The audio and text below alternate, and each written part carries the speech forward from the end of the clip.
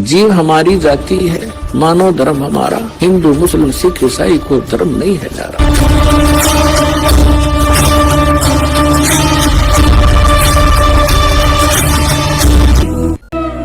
अब जैसे जिन महापुरुषों को परमात्मा मिले उनमें से एक आदरणीय गरीबदास साहिब जी गांव छुड़ानी जिला झज्जर वाले हैं। वो बताते हैं परमात्मा को आंखों देखकर परमात्मा से परिचित सारी सभी ब्रह्मांडों से और परमात्मा द्वारा रची सृष्टि से परिचित होकर कहते हैं, अनंत कोटि ब्रह्मांड का एक रति नहीं भारे, सतगुरु पुरुष कबीर हैं ये कुल के सिरजनहारे। वो कबीर कौन है? हम सुल्तानी नानक तारे, दादू को उपदेश दिया, जात जुलाहा भेद न पाया, वो काशी महे कबीर हुआ। अब ये है वो सारे ब्रह्मांडों का रचनार, मूल मालिक। अब हम फिर आते हैं श्रीमद् भगवद गीता अध्याय नंबर 15 के श्लोक 17 पर। उत्तम पुरुष तु अन्य परमात्मा इति उदाहरतः, ये लोक तरम आविश्य विभर्ति अवय ईश्वर। उत्तम पुरुष तो कोई और है, पुरुषोत्तम तो कोई इन दोनों से अलग है, जो 16वें श्लोक में कहा है 15वें अध्याय के श्रीमद् भगवद गीता में। सत्पुरुष और अक्षर पुरुष से अन्य है, वो पुरुषोत्तम कहलाता है और उसको वास्तव में वो परमात्मा कहा जाता है। परमात्मा माने श्रेष्ठ आत्मा। श्रेष्ठ आत्मा वही होता है जो किसी को दुख ना दे, किसी के बेटा बेटी की मृत्यु ना करे, कैंसर ना करे, किसी को रोग से युक्त ना करे, दुखी ना करे, उसको परमात्मा कहते हैं, श्रेष्ठ आत्मा, अच्छी आत्मा।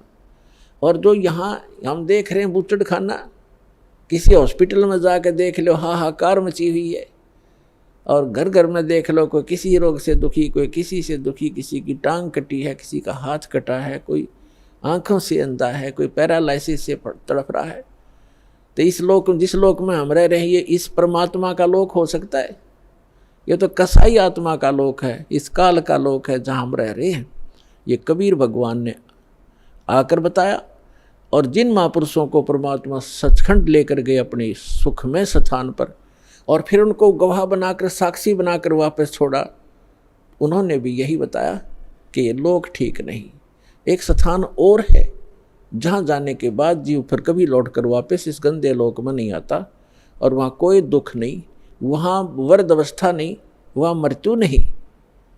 अब गीता, श्रीमद् भगवद गीता अध्याय नंबर 15 के श्लोक नंबर 17 में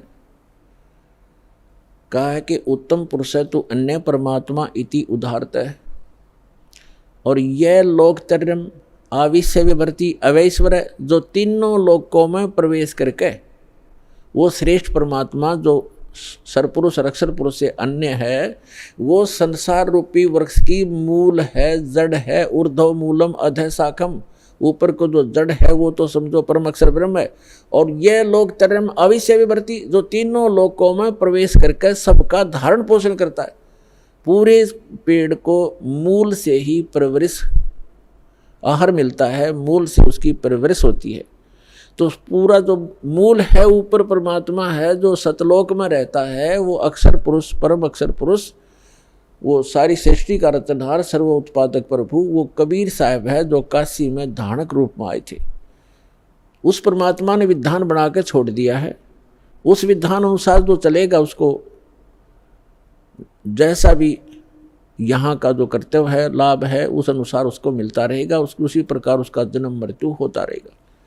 और इस जन्म मृत्यु से बचने के लिए विधान बनाया है, जो उसको अपनाएगा, उसको अप्लीकेबल कर लेगा, उसका जन्म मृत्यु छूट जाएगा। तो वो जन्म और मृत्यु के छूटने का विधान हमें प्राप्त नहीं हुआ था।